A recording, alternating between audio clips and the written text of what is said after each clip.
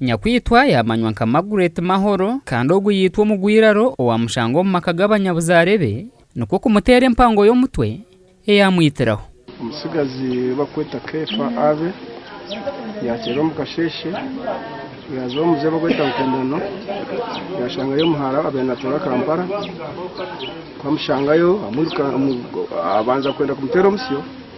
waika bishamanya ngo byabakari yashanya ko wayiruka amara kwiruka sigaze mwirukangaho paka wa umushawo kwita Dr. Air Neighbor ashangaliye empango agitoratora amuhonda paka mutogona guhira ko wayitwa atwire nakorra heru yihanga kandi abirayiziro mu cyare kureba abazirebe nuko Omugwiraro kumushango mu mbuga akamutema n'empango mpaka mwisire narabujyomo baramubuze birakwataje ubwo mwana bona bahunama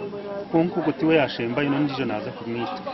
tomwe tibabiri kibakozire bo beronde mu bikore nko murimo konka nahurira baragira ngo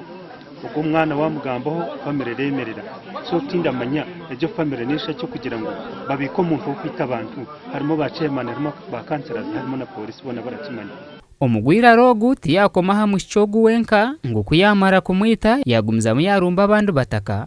orutaro nuko kwimuka busya ati kuyamara kwita yeje kwita nyowe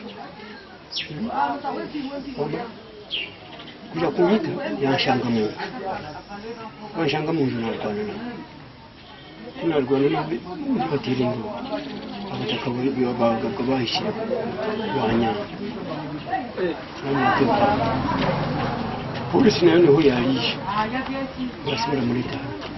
Omaha abantu abahutazibwa yasima polisi ahabwo kukwata omuntu ogu kandi n'okufa yahanshonga z'abataka ahitwa rugerayo twasiga omutumbi guri omu irwariro kandi Nyakwitwa yatwarwa polisi gasha kwa Anthony Tauni ahabwa TV West.